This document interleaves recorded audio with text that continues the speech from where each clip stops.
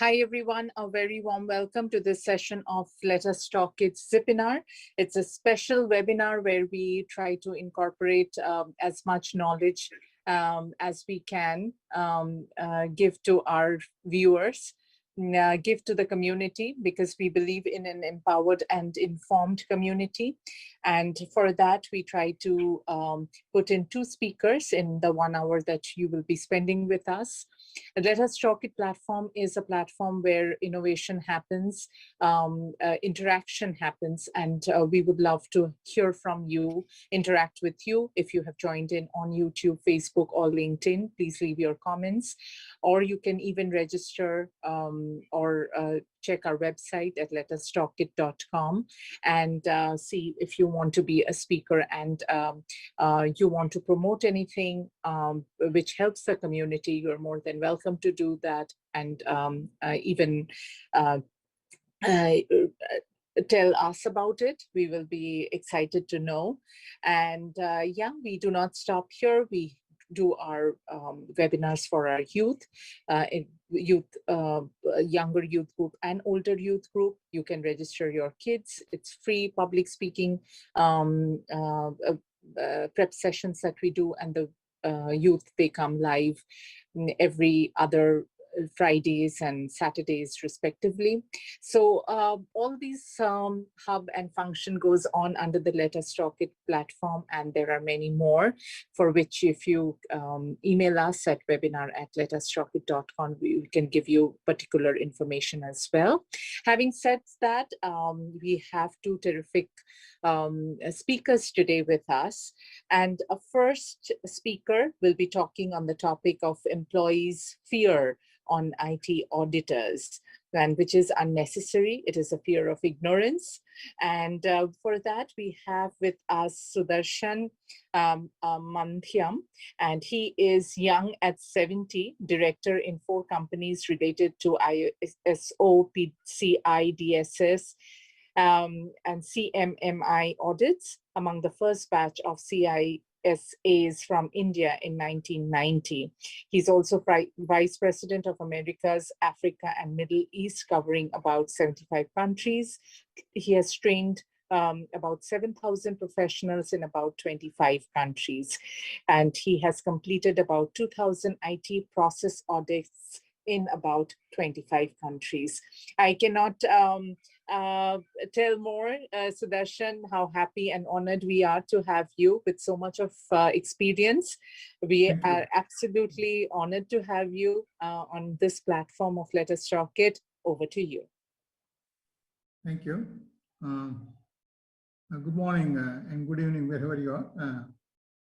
I have been an IT manager way back in the 1980s, where we used to have the CPM operating system, and then and DOS was still a baby at that time.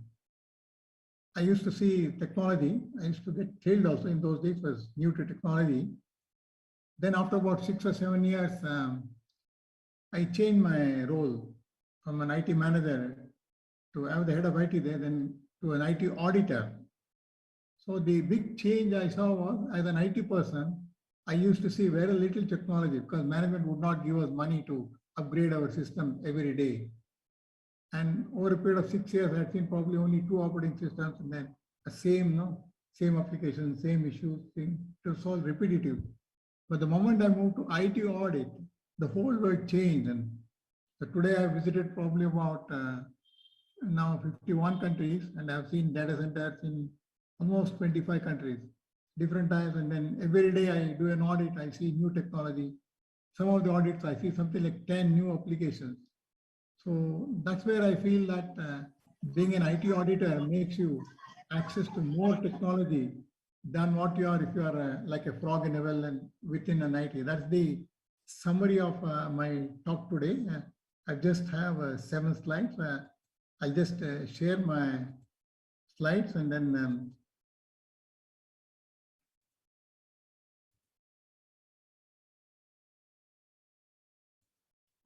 can you all see the slide here? Yes, we can. Yeah. Normally, whenever an auditor comes, there's a lot of talk oh, auditor is coming, let's be careful, let's pack things properly. So that fear is not required at all. Actually, auditor is your friend. That's the message today. Let's talk about auditor. Most of you probably are also auditor. Maybe you're not aware that you are an auditor. For example, somebody has written a code and he gives you, can you please test it? Because it goes to the customer. I don't want any complaint from the customer. Can you find out the bugs and tell me? So we try to correct the software before it goes to a customer. Some of you might have played that role of being a tester. So you're also, in a way, it is a sort of an audit. Any sort of an independent review. Sometimes you write a proposal, it has to go to the manager and then the senior manager. Ultimately, the customer sees the proposal. And before that, there's a lot of review. Then you have some close friend who's your maybe classmate or a college mate or maybe batchmate in when you join the company. Say, can you please see if there is any mistake because I'm giving it to my boss. So you want to have a very good feedback from your manager. So those situations, there's somebody who does an independent review. The main principle is called the 4 eyes principle. If one pair of eyes does some work, another pair of eyes should review that. This is known as the 4-eye principle. All of us use this 4-eye principle without probably knowing that we are following the 4-eye principle. This is the age-old principle from audit. Okay. Any sort of an independent review. Okay, this is one. And then the benefit for you is your proposal, you know that it is checked by somebody in whom you have confidence, and then it is a better proposal than what your some spelling mistakes. Sometimes there is a font mistake or something. Maybe it's a PowerPoint slide. We always try to get it corrected before we send it to the higher management. And management would like to check it again before it goes to the customer. So in this case, it improves your image within the company. Earlier, it was about improving the customer satisfaction. Now it is improving your own image in the company. Let's say it's a car you are driving and suddenly you find that another vehicle has come. Maybe he's wrong or maybe you have made a small mistake. That's a secondary issue. There is you're going to hit, there'll be an accident. Then suddenly you apply the brake to avoid an accident. So no doubt auditors work. Whenever you have an auditor, the process slows down because there is a time required to check. But what is the benefit of having a brake? Okay, that's the next topic. Let's say you have a choice, 2 cars. Okay, not Tesla, let's say. The normal middle-class car. One of them goes at about 200 miles per hour. I thought all the audience is American, so I use the word miles. It has a very strong brake. The next one says it is 300 miles per hour. You are attracted. You want to drive at 300 miles. You are on the highway, but it has a weak brake. When you have this type of a background information, which one would you prefer? You want to face a brake failure when you are driving high? So nobody would like to do that. So they would like to have something, which is a brake. So auditor is like a brake only. He slows down the project, but he protects your life. Okay. He allows you to go fast. Suppose you have a weak brake, you never drive more than even 20 miles an hour. If you know that the brake is strong, then you try to increase the speed. So auditor helps you in accelerating your car. That's the reason I said in the caption that auditor is not a bloodhound. He's not here to catch you or then make you, expose you with some mistakes. He's there to help you in driving fast. So it helps the management, any internal audit team helps the management in increasing the speed of growth of business. Okay, that is the message we have to take from this session. Although auditor slows down the project or a business operation, it's for a good reason. Okay. Management will decide to grow the business faster only if they are very confident of the brake. That is, there is a strong IT audit team to check systems continuously. So auditor is not a bloodhound or not an enemy. Of course, auditor will give a recommendation. It is because he is a sort of a friend, philosopher, and guide. So that's the caption I wrote. The auditor is an SPG for you. He's not your enemy. Okay. I saw an advertisement in one of the audits I went, and then there was an advertisement for it's not CXO, slightly lower. senior manager, some post was there, senior vice president, I believe. Yeah, remember something was there. And then one of the items there was requirements was you should have worked in an internal auditor role at least for 1 year. So even some of the, I used to work for Bank of India in India. After I left, way back in 96, after 2 years, I went to one, I was one of the probationary officers. Some 2 to 3 lakh people apply, and then about 80 people are selected. So next batch also, about 80 were selected. I met one young person there, and then he was in the audit department. I used to work there, and then I saw him there. And, young man, what are you doing here? I asked him. No, I've just joined. Then I asked him, bluntly asked him, why did you offer an audit department? No, I was in the top 10 among the batch. So management, they selected the top 10 of the management trainees and put them in the audit department. Because they are the future leaders for the bank. So that is the benefit of an auditor. And then whatever you may think about yourself or your colleagues or an internal auditor who is at your level, ultimately, when top management want to find out people who should lead the organization, they would like to have someone who has an internal audit experience. So let's take comparison of a person who's directly into operations. He's done his MBA, maybe he's gone through training, he directly goes to operations. He wants to buy some software, or he wants to recruit somebody, or he wants to change the process. He will do it. But at the same time, somebody has worked in internal audit department as an internal auditor role, maybe even for 6 months, 1 year, and about 3 to 4 years is a good period. He has worked there, and then he goes back to operations. Then, before he wants to change a procedure, you think, okay, I have seen the audit, and I have done the audit in another department. This procedure may clash with that department. Say, we want to recruit somebody. Why should we recruit? Maybe I have seen there, I have interviewed one person there, he is very good. We can just borrow his time for about a month or 2, and we can complete this project. So the auditor starts, although he's in an operational role now, because of his audit experience, he'll think of the company as a whole. He'll get that bird's eye view of the company. Why should we waste resources? Why can't we use our own internal resources? For a problem in one department, there is a solution in another. For a problem in that department, there is a solution in the third department. Like that, the auditor gets an overall view of the company. He starts thinking like the chairman of the company. It comes by habit. Nobody to teach. If once you work in an audit role, you go to different departments, you get an overall view of the company. So that's what I have tried to explain here. Multinational companies recruit management trainees and post them first in the internal audit department. As I said, the top 10, definitely they'll be there. That gives the trainees a bird's eye view of the company's operations. Sorry about the typo. Other companies who seek CXOs from within the company select those who have worked as an internal auditor at least for a year. This has become a norm in many of the companies. They feel that those who worked in a quality assurance role or a security auditor role or an IT auditor role, whatever there, anywhere they have some sort of a compliance role.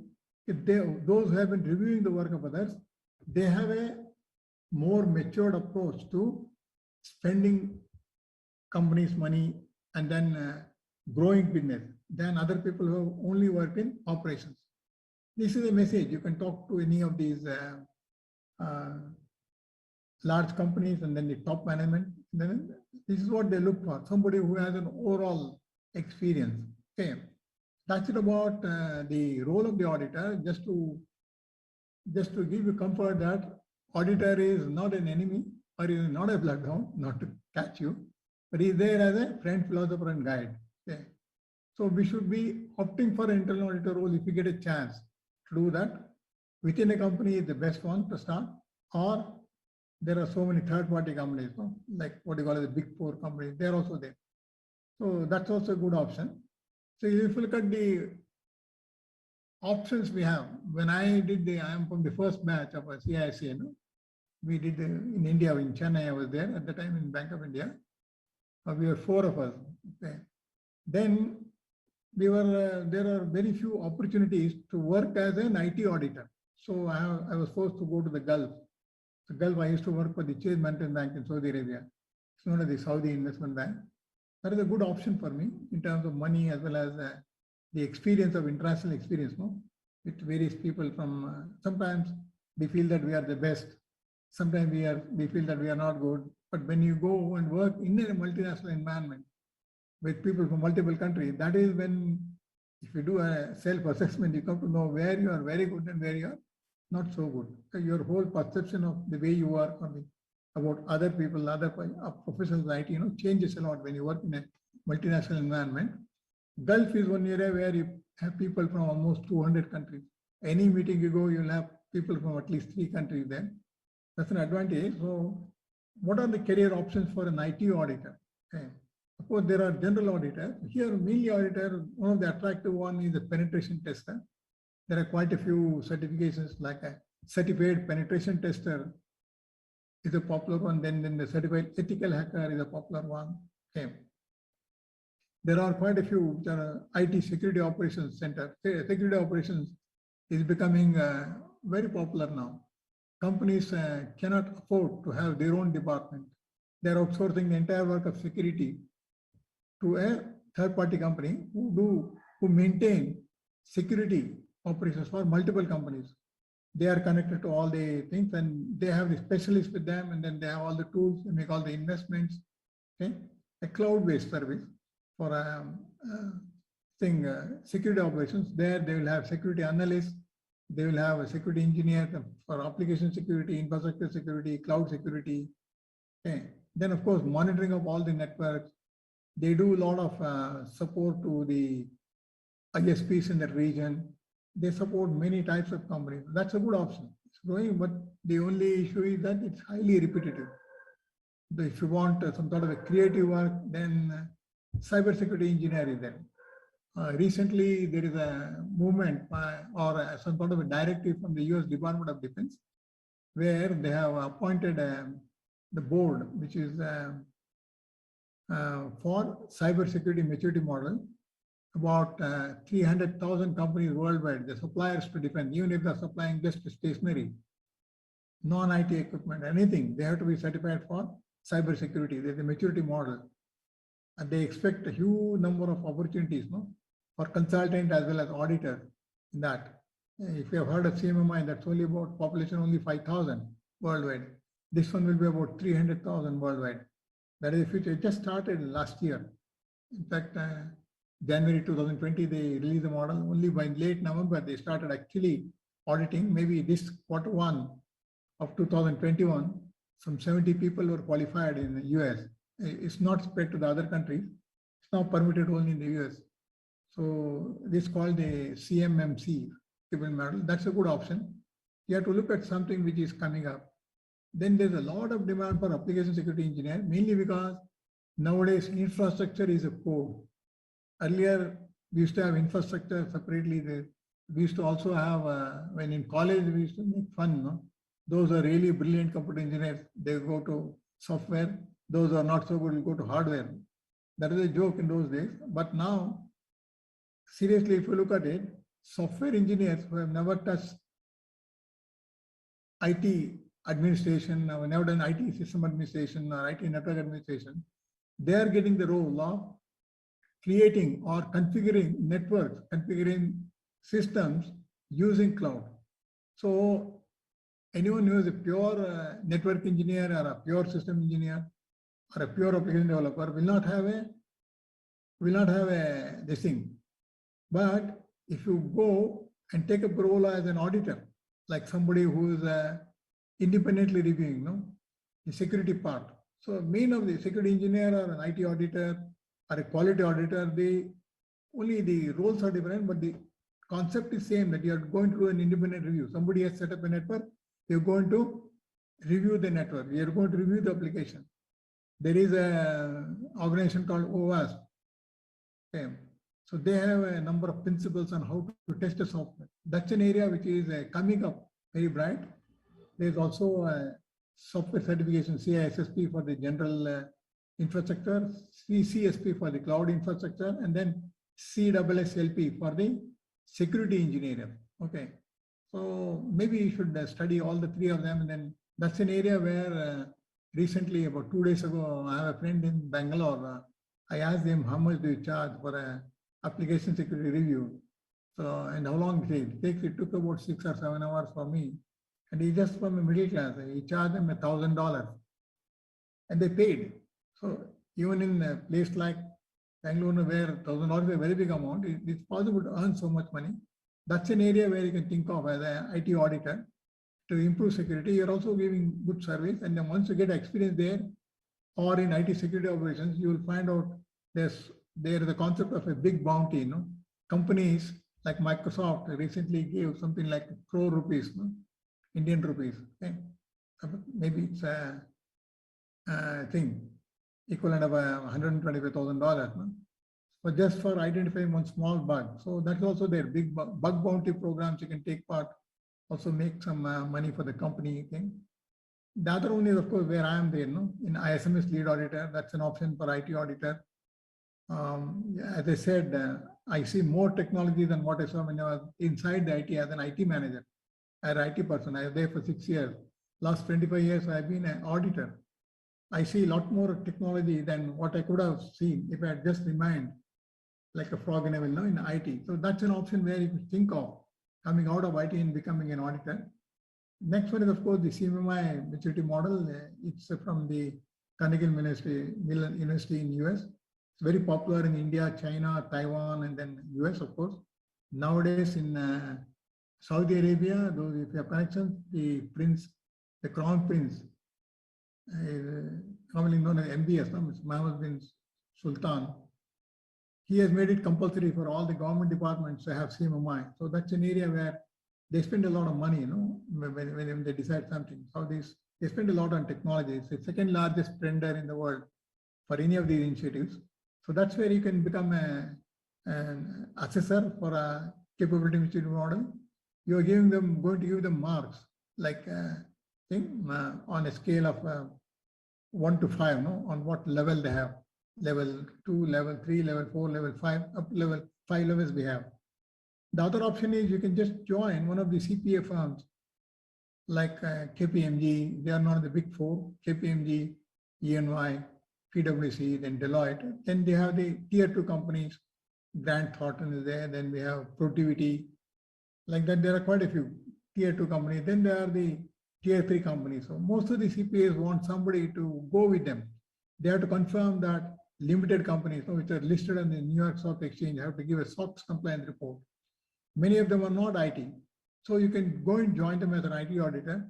They'll say, can you check this control? You go and check the input controls, output controls. You go and check the access controls. You go and check the physical security controls. And then you don't write the report, but you give your opinion, your own notes, so that the CPA signs the report. SOX is for the main company which is listed.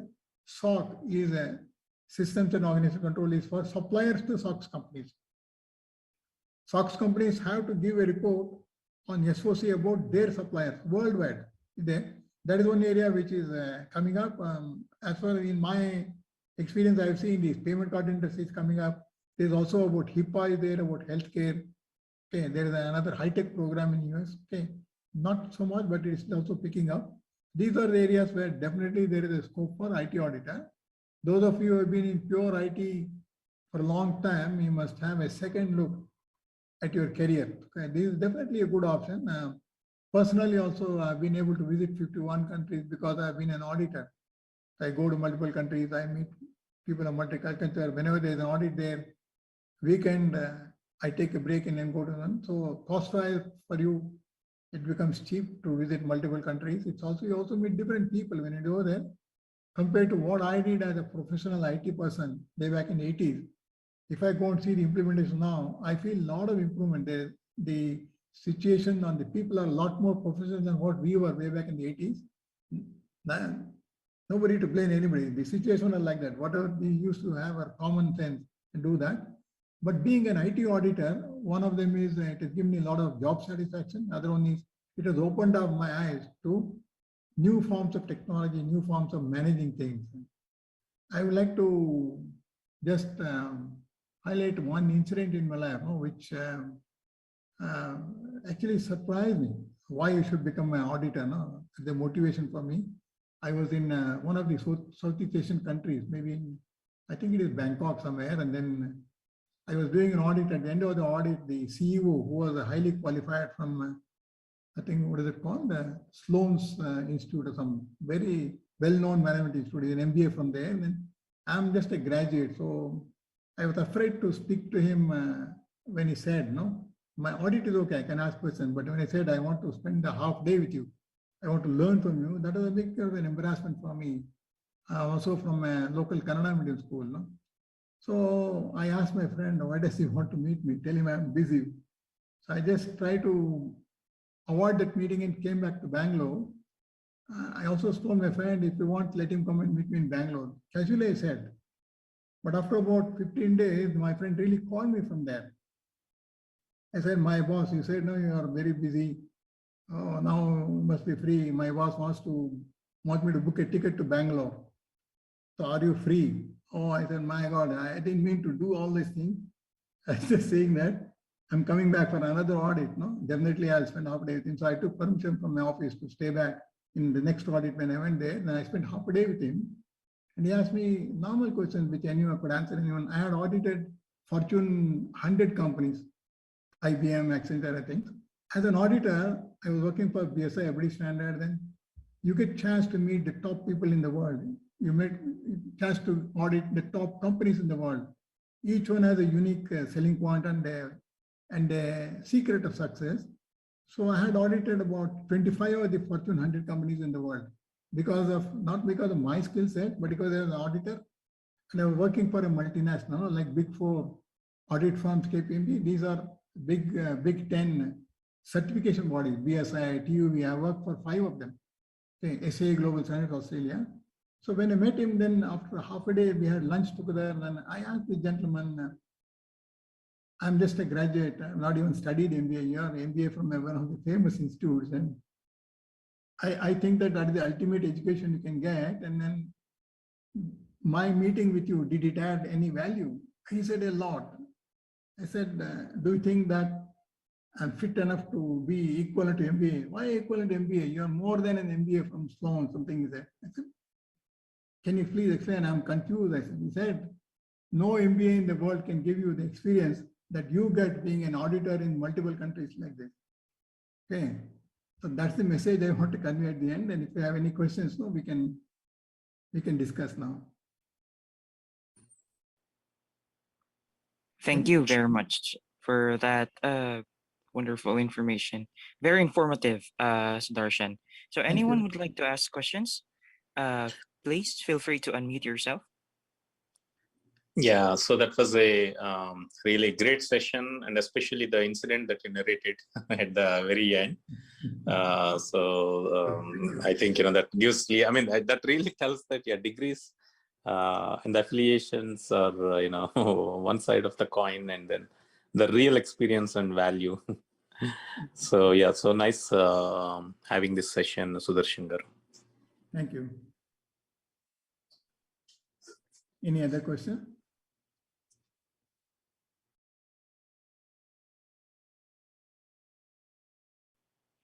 You can put your questions through chat or the Q&A option, or you can raise your hand to ask your questions, or send your just give your insights about the presentation.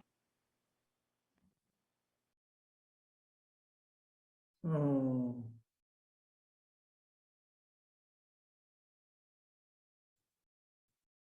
This is my contact number. You can connect with me on LinkedIn by using this email ID. These are the websites. I work for 3 companies as a director. These are the websites where my information is available. So one of them is, of course, the certification body, which is a CPG Global. Other one is a PCA DSS company, which stands for the certification body is an Australian company. Which stands for is an Indian company, Bombay. University is into CMMI. That's a Bangalore-based company. I'm director on all the 3. You can connect with me on LinkedIn. So should I stop sharing? Or this is available with the post, this slide. You can share it with them, whoever wants. Okay, so everyone, here it is. So if anyone would wish or would want to get in touch with Sudarshan, here are the details. So feel free to ask any questions and connect with him. All right. So thank you so much for sharing um, about what really is an IT auditor and its core responsibilities. So thank you so much, Darshan. You can stop sharing now, Thank you. and Mm. we'll Thank you just for this have them. opportunity. Mhm. Thank you so much, Darshan. So if there are any other questions, they can just put it on chat or in the Q&A. Now, for the next topic for today, uh, we have a value strategist at Adobe. We'll be talking about propelling enterprise buyer. So seller relationship in 2021 through value selling. So we have today Manuj Kumar, who is a digital transformation and business value enthusiast with 12 years of overall experience in enterprise software products and platform space. And he has also more than 5 years of value selling experience to drive on premise and SaaS based product sales. So he has proven credentials in digital solutions, consulting, and bid management for strategic deals. And I present to you Mr. Manoj Kumar. You can share your screen and over to you. Thank you. Yeah, sure. Thank you so much, Phil. So, hi, a very warm good morning and good evening to everyone who are attending this call today. Please let me know if you can see my screen or if I'm audible to all clearly. Yes, you are very clear and we can see your screen. Sure. Thank you so much. So I am Manoj Kumar. I'm a value strategist, part of Adobe's digital strategy and solutions group. I have 12 years of experience across enterprise software and SaaS solutions organizations. And my experience is shared across mix of engineering, pre-sales, and value engineering. And the topic for today is value selling. So the image which you are seeing on this screen is around the pace of enterprise selling during these tough COVID times when we are kind of challenged because of lack of co-location, because of all the safety and security concerns, etc. Then how can we keep the buyer and seller relationship going within these constraints, within these tough times? That is what we will try to explore. However, the centerpiece of the article is value and value selling, and how that is presented as a solution to all these difficult problems that we are facing in today's time in maintaining the buyer seller relationship. So, most of us would have seen this, that we have created a very catchy POV for our customers, or we have uh, main, obtained enough rhythm with our customer to lock in on a mutual plan. But still, just before the deal is getting signed, we see a CFO pulling the brakes. We've also seen that how a compelling and well-built business case is able to protect margins for us, is able to move the deals faster, and is able to grow the annual sales value for our accounts. So, with this backdrop, I would like to talk through today's agenda. So we have a very limited time, so I'll try to wrap many things within the 30 minutes. So in the first 5 minutes, I'll introduce you to business value, giving a few of definitions, a few of key assumptions, etc. Followed by what is the role of value in the enterprise sales stages. So we know that every deal or every um, enterprise selling motion moves through a certain set of stages. How does value evolve, and what is the role of value across these stages when we are in a sales motion for an enterprise customer? Then I'll talk about certain tools which can be used to illustrate business value to the customer. Finally, I'll end with an enterprise value selling process, which is in fact a cycle through which enterprise seller and enterprise buyer should interact with, so that a continuous conversation keeps going with the central piece of value in between, um, so that we can reap in maximum benefit in terms of business acquisition and retention. So, before we begin with the introduction to business value, we know that with the onset of COVID, there is social distancing requirements. There are most of the in-person sales meetings have moved to virtual meetings, which has actually put a lot of constraints on buyers and sellers in creating and maintaining relationships. So earlier there were like easy connects in person where we could talk about our minds out. We could kind of gauge the um, and steer the conversation in the way we want. But with these virtual constraints and all of these, value selling techniques can actually help us still drive our enterprise sales process forward, still within whatever limitations we are living with. But before we move into the details about enterprise value, let us take a step backward to understand value at a very, very basic level. So, business value, if we want to explain, it is the key driver behind why our customer needs our solutions. So, if put it into simple words, it means how much money can I generate or how much cost can I save with Adobe or with any solution which you are pitching, instead of how to solve a problem. So, instead of jumping on a solution, first talk about what kind of benefits are available in terms of you. Also, because we start from ab initio, we start from talking about the customer's business challenges, our understanding of their problems and impacts, etc. The customer feels that we are a partner to them rather than a seller to them who is trying to showcase his solution features and functionalities and try to push in his solutions. So that is another advantage of business value.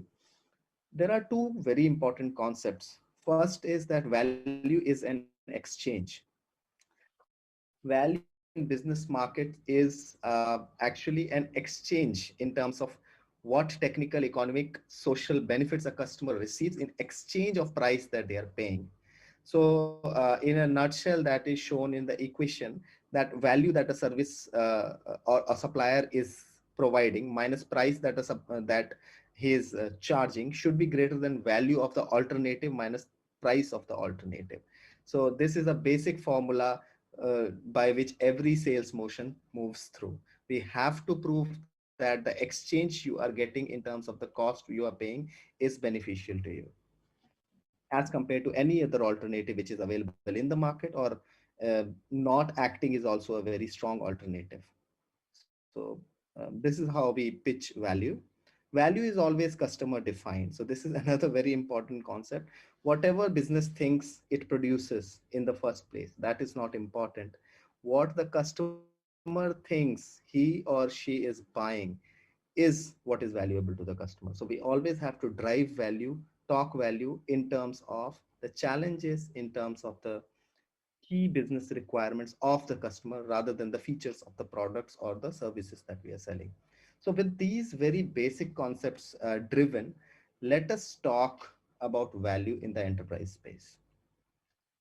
We might be familiar with some sort of this or any other kind of sales stages that an enterprise sales motion goes through.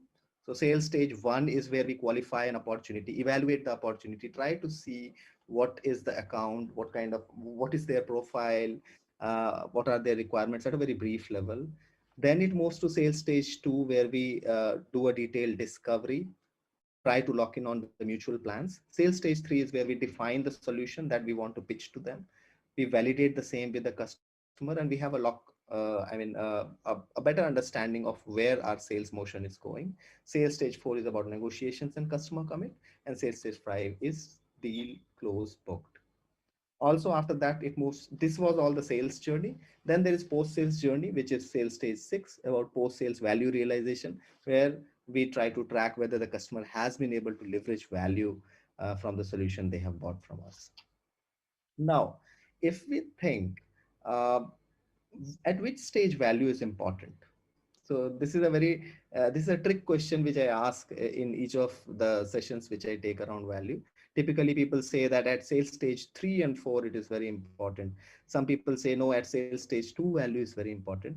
But the real answer is that value is important throughout the enterprise sales journey, right from the beginning of opportunity evaluation to closure of the sales to the post sales value realization cycle.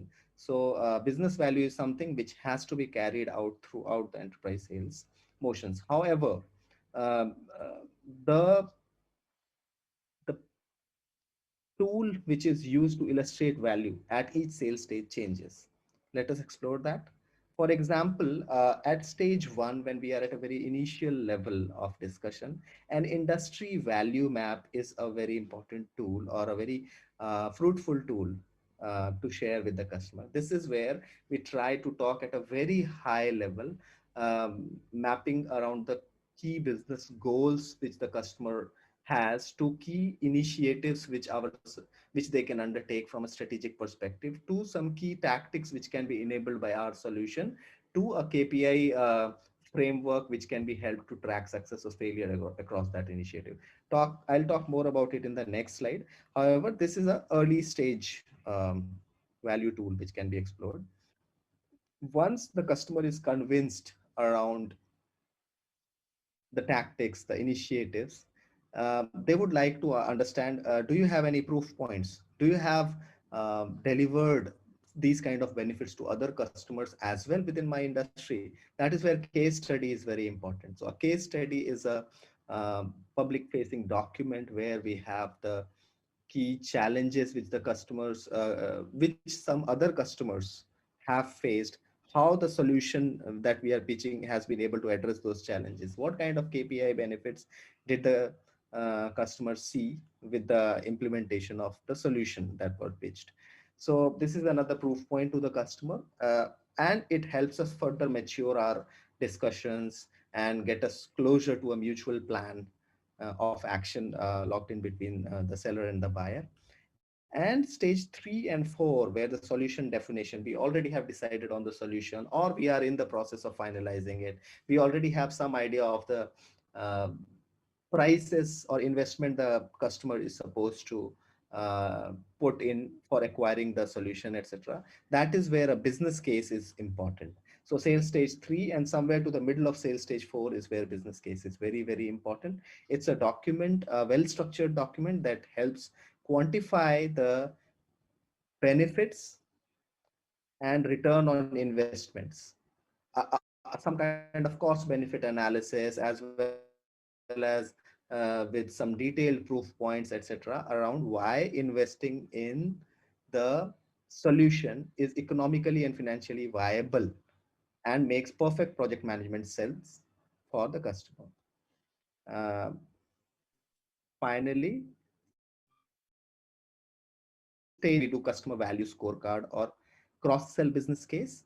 So this is where we, once we have made the sales to the customer, this is where we want to show where they are standing after the end of 1 year or 2 year in terms of uptick against the KPIs, or in terms of what are the gaps still remaining where we can pitch in some additional solutions or cross sell some additional solutions, so that the tech stack or the stack of solutions is complete and they are in best shape to leverage value out of the solutions. So this is a very summary analysis of what value tools are useful at various stages of enterprise journey, followed by industry. Now I'll go one by one into each of these value tools. I'll begin with industry value map.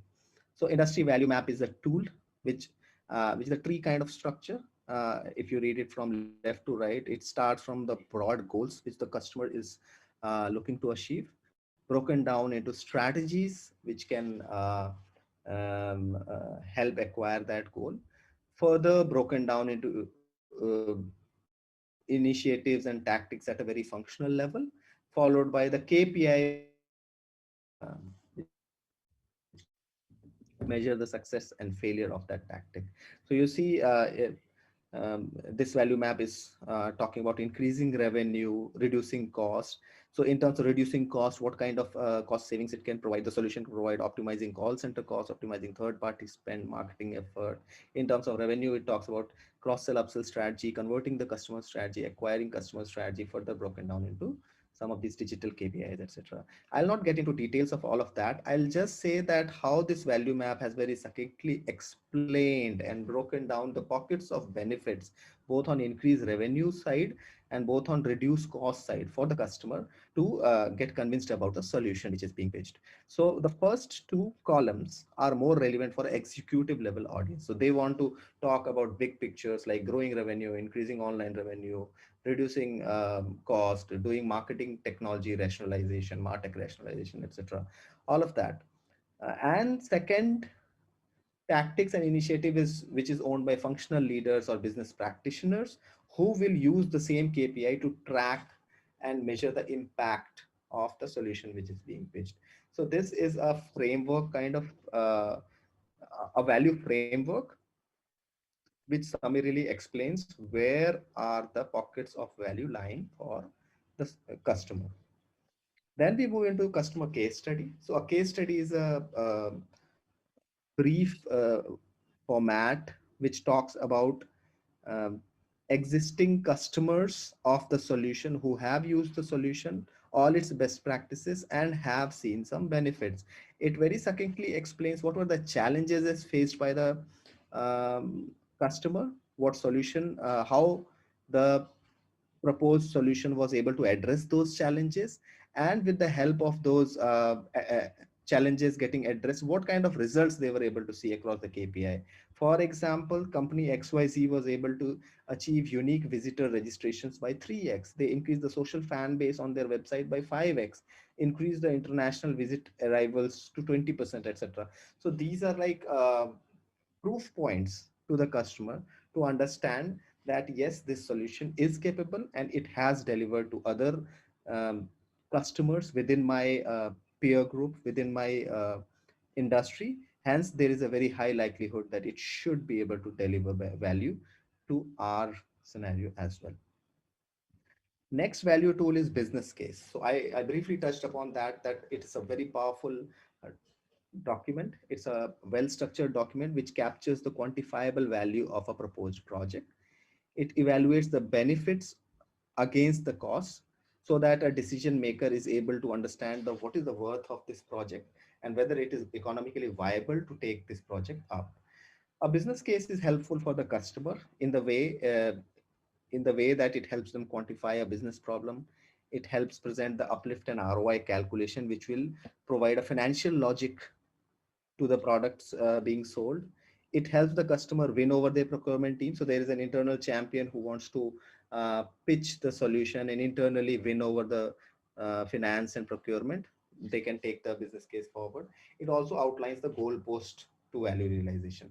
So the business case which is presented, it acts as an artifact, a handoff uh, which the post sales team can consider as a roadmap or as a goalpost to see how much they have realized, where they are they lacking, are they leading, etc. It helps the seller as well. The seller is able to project his credibility when he's trying to talk in terms of business cases, talk in terms of business logic.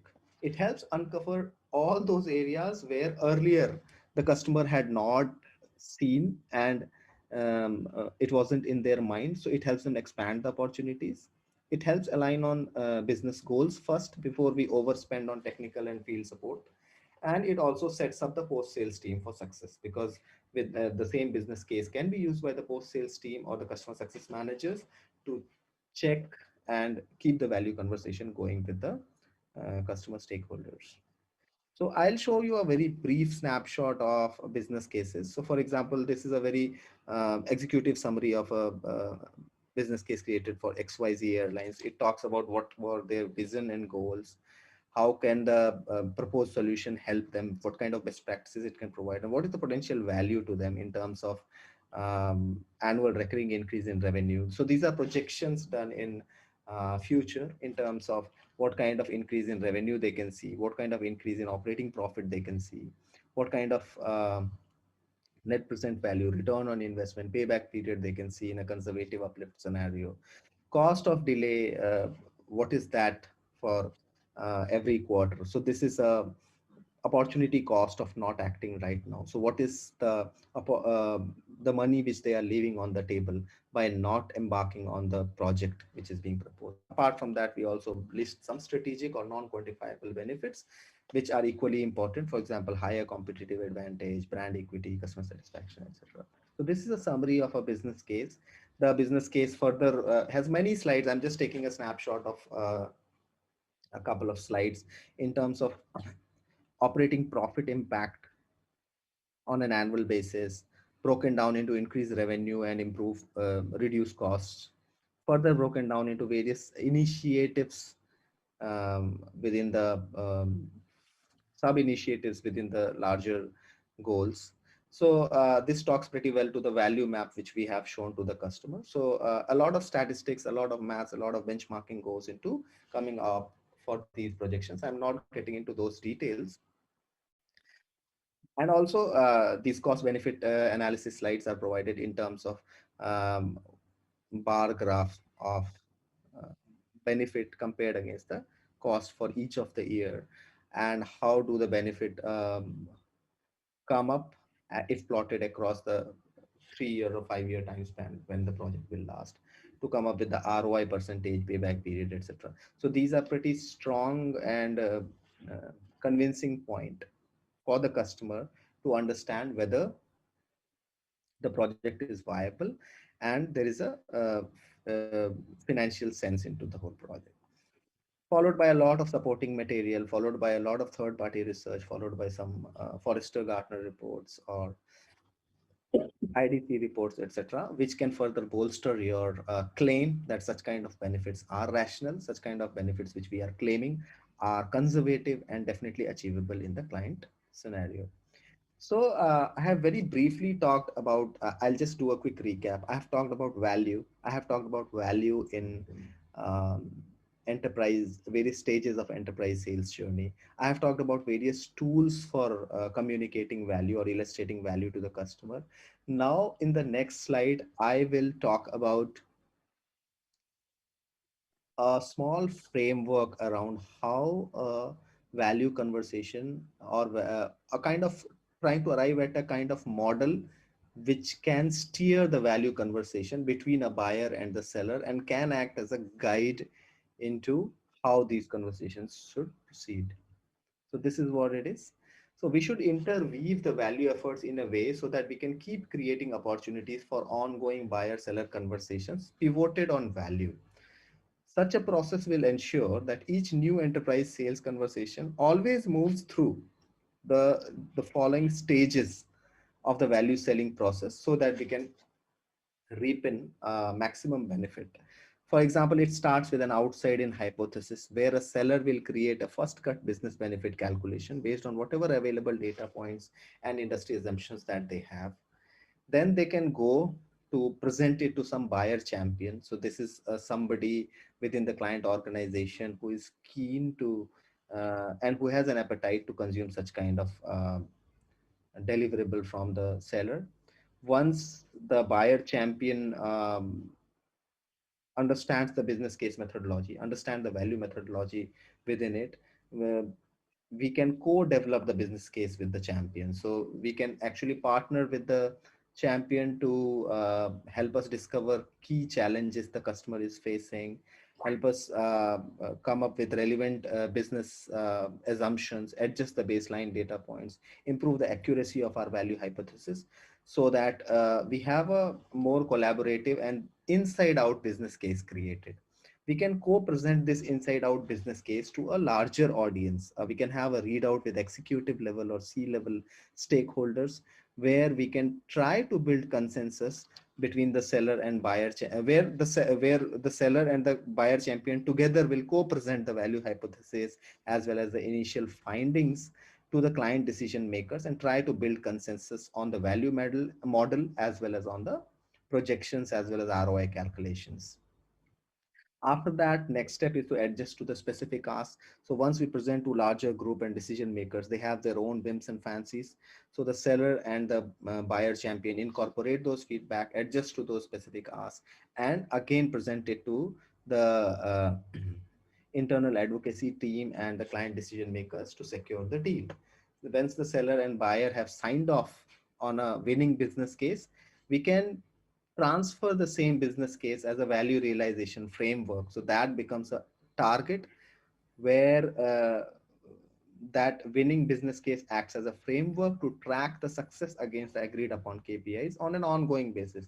6 months down the line, 1 year down the line, or 3 years down the line, we try to see whether the same ROI percentages, whether the same uplift on the KPIs, whether the same impacts which were claimed in the initial business case have been realized or not. And then we do the review of the uh, value realization on a quarterly basis or on a half yearly or an annual basis, and do a continuous improvement by understanding the gaps and filling on those gaps, which can lead to either course correction, which can lead to cross selling, upselling, and many more value conversations. So once a new solution comes into picture, again there will be an outside in hypothesis, again there will be a attempt to gain a bio champion, followed by co-development of business case. So this whole cycle keeps going between the enterprise buyer and the enterprise seller, so that the central pivotal idea of value maintains between all the discussions, and a healthy value and a healthy enterprise buyer and seller relationship is maintained.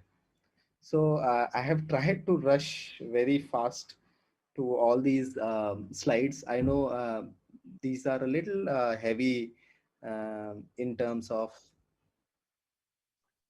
grasping all the concepts. However, this is a very good primer on value, and there are tons of content online. There are many best practices, there are many tools, there are many ways in which business cases are made. So all of that can be read, but this is a very brief summary about value. And in case you have any more questions or any query around value selling, please reach out to my email ID, which is provided here. Apart from that, you can always look for more content around digital transformation, around value, around new media marketing, around anything in the digital space. You can always follow my blog, which is the URL is provided here. So any questions, anyone? Do you want me to go to any of these slides to clarify any of these points? Please let me know. Okay, so thank you so much for that very information loaded presentation. So anyone has questions or clarifications on any slides, please feel free to unmute yourself and have Manoj answer those. Yeah, Manoj, it's really a great presentation, very structured. I just have one question. When small, small to, mid-size service providers are trying to, build their sales process and then trying Mhm. to, attract and retain the customers, what is that they need to do differently? I mean, I know they have a lot of constraints, including, budget constraints and, the number of, salespeople and all that. So any insights into the direction? I mean, are you have any experience working or guiding small companies? So till now, I have only involved in enterprise selling, value selling from the enterprise perspective. However, value in general is a very generic concept, and any kind of sales, be it to an individual end customer, to a small or medium business, or anywhere, it is the centerpiece. So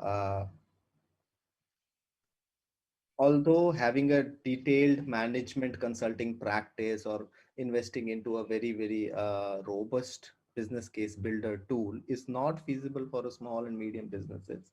However, these concepts are equally relevant for them. For example, a case study is a very important tool which a small business owner can also maintain for them, or some customer reference who can be available for a reference check. A value map is something which is an industry specific tool which is definitely not a very costly investment from a SMB space. They can make it in terms of what kind of value benefits uh, various target industries can achieve. So very at a very generic level, they can create such kind of marketing artifacts. Business cases also on a very generic level they can create, and in the end, it is always. I'll try to add one more aspect to it, that it is always two kind of value on which we need to appeal. One is business value, which can be convinced through value map, case study, or business case or scorecards, etc. And one is personal value, which in terms of, for example, a new CXO has joined or a new IT officer has joined in my target client organization. So his personal value is that he wants to establish himself very soon. He wants to showcase his impact to the higher management. So appealing to that personal value as well will do the trick in terms of closing the deal.